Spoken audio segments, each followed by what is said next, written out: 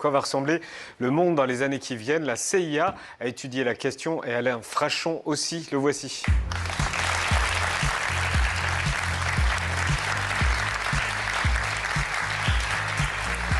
Bonsoir, bienvenue.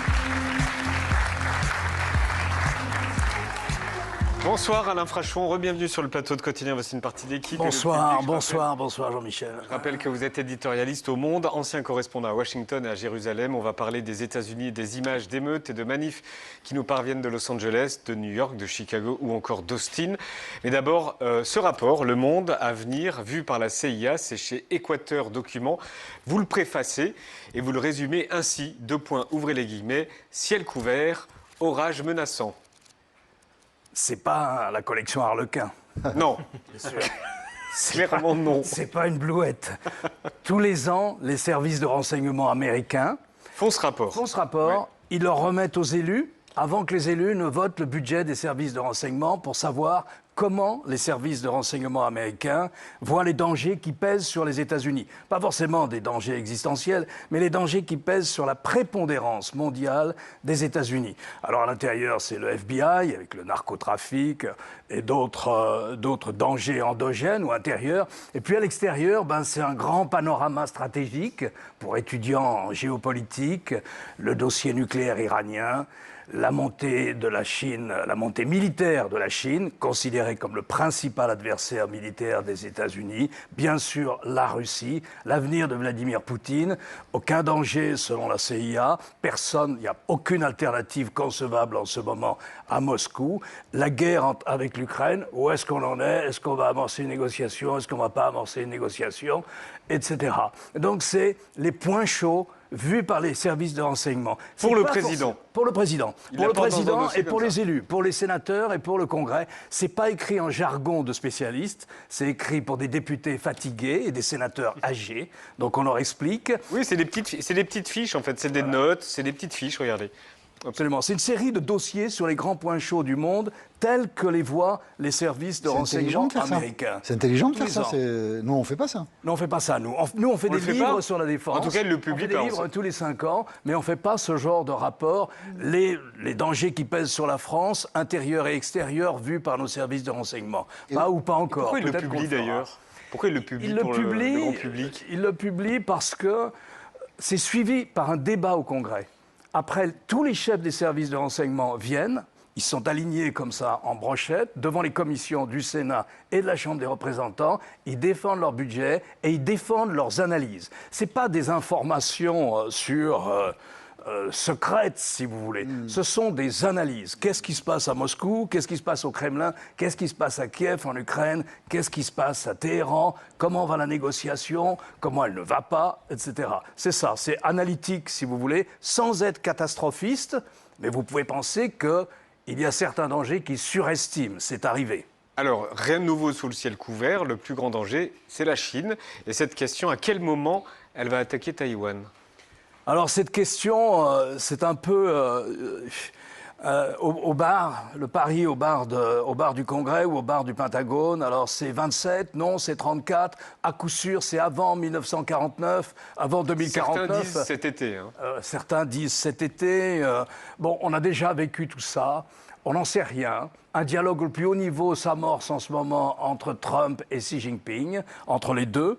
Et Xi Jinping a invité Trump à venir prochainement à Pékin, donc on est tranquille pour les semaines qui viennent, j'imagine, oui. On est tranquille. Mais Taïwan, ça peut prendre plusieurs formes. Ce n'est pas forcément une invasion. Ça peut être un blocus de Taïwan. Tous les jours, il y a des manœuvres. Tous les jours, on est quasiment dans une situation de blocus de Taïwan. Donc, c'est le point chaud dans le Pacifique occidental. Moi, je ne me risquerais à aucun pronostic, sauf celui-là. En 2049, la République populaire de Chine fêtera son centenaire et ses dirigeants ont dit qu'il n'est pas question qu'on fête ce centenaire du Parti communiste sans Taïwan. D'accord. La menace nucléaire, brandie régulièrement par Poutine, bullshit ou pas bullshit, selon la CIA? Destinée à l'opinion intérieure européenne. Très peu de militaires vous diront que la menace nucléaire a un sens sur le front entre la Russie et l'Ukraine. Ou alors ça serait une arme technique, mais même une Une arme tactique n'aurait pas beaucoup de sens. Une arme stratégique, on n'y pense même pas. Mais pourquoi est-ce que Poutine répète sans arrêt, depuis le début de la guerre, depuis plus de 3 ans, que, attention, moi j'ai les plus gros muscles, j'ai l'arme nucléaire la plus puissante, il l'a répété encore hier ou avant-hier, terre, mer, etc., etc. Et les Russes essayent en ce moment de placer une ogive, d'avoir la technologie leur permettant de placer une ogive nucléaire dans l'espace. Pourquoi? C'est pour peser sur les opinions européennes. C'est pour que les opinions européennes cessent leur soutien à l'appui, notamment en Europe occidentale, que les opinions apportent à l'aide à l'Ukraine. Ça ne marche pas. Donc c'est ça. Ça marche pas, on ne sait pas. L'opinion, pour le moment, si on s'en tient au sondage, on est toujours entre 55 et 60% d'opinion favorable au soutien que nous apportons à l'Ukraine. En Europe, c'est beaucoup plus faible aux États-Unis. C'est 50, voire moins de 50%. Mais en Europe, en France, en Allemagne, en Grande-Bretagne, c'est 55, 60, voire 65% dans les pays baltes, en Scandinavie. Plus on se rapproche de la Russie, plus le soutien est fort. Mais c'est pour ébranler ce soutien. Et écoutez, regardez les partis qui progressent dans l'ensemble électoral, si vous prenez l'Europe et même la Grande-Bretagne. Mais regardez les partis qui progressent. C'est une ultra-droite qui, en général, est plutôt favorable à Poutine, qu'il s'agisse de l'AfD, voire en France du Rassemblement national, mais d'autres formations aussi en Europe. Voici les images vues cette semaine aux États-Unis, des émeutes en réponse aux arrestations de migrants à Los Angeles par le service de l'immigration et des douanes, le fameux ICE. La garde nationale a été déployée. Est-ce que ces images, est-ce qu'elles vous ont étonné? Elles racontent quoi, ces images?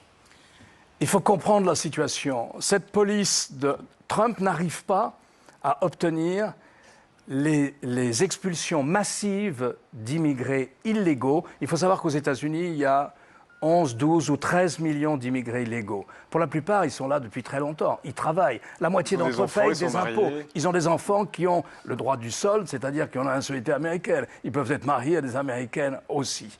Donc il y a 11 ou 12. Lui, il a prétendu qu'il arriverait à en chasser 3 000 par semaine ou 3 000 tous les jours, ou qu'il y en aurait des millions. Il se rend bien compte que ça, c'est une promesse de campagne, c'est n'importe quoi, c'est pas réalisable. Alors il fait une sorte de campagne de provoque. C'est-à-dire que l'ICE, qu'est-ce qu'elle fait, la police des frontières? Elle vient dans les quartiers latinos et les parents amènent les enfants à l'école le matin. Parmi les parents, il y a des illégaux, mais ils amènent leurs enfants à l'école. Si vous prenez l'agglomération de Los Angeles, l'ensemble c'est 13 millions d'habitants, mais Los Angeles même c'est 4 millions, le comté de Los Angeles. Je crois que la moitié ce sont des latinos, dont une partie sont des illégaux, mais des illégaux très intégrés. Il y a eu plusieurs démarches des républicains et des démocrates ces 20 dernières années pour légaliser les illégaux ou pour en expulser un certain nombre, notamment ceux qui ont commis des crimes ou des délits. Ça n'a jamais marché. Ça n'a jamais marché. Donc Trump se trouve face à cette... Alors il fait de la provoque. Il fait de la provoque pour que ça soit dissuasif, pour casser l'immigration illégale. Et ça marche. La situation à la frontière elle n'a plus rien à voir avec ce qu'elle était du temps de l'administration démocrate de Biden. Il a envoyé la garde républicaine donc à Los Angeles. Il y a désormais plus de troupes américaines à Los Angeles qu'en Irak et en Syrie. Ce qui s'est passé, c'est que si vous voulez, c'est que la manière de procéder de la police anti-immigration, qui chasse les illégaux, a choqué toute une partie de la population. Et il y a donc eu des manifs. Et ces manifs ont été violentes, notamment à Los Angeles, avec des drapeaux sud-américains dans les manifestations, avec des voitures qui ont été brûlées, etc. C'est tout ce qu'attendait Trump. Il joue cette partition à merveille. Il profite parfaitement de cette crise qui assimile les immigrés à des manifestants violents, ou ceux qui les soutiennent, les Américains, les démocrates, ceux qui sont dans la rue, à des manifestants violents. Ce sont des gestes anti-patriotiques, anti-américains. Donc les images qu'on voit, c'est les images qu'il cherchait, c'est ça? C'est les images qu'il cherchait. Et sa popularité n'est aucunement entamée par les manifestations qu'il y a ici et là. Et du coup, ça va donner quoi, ça, après?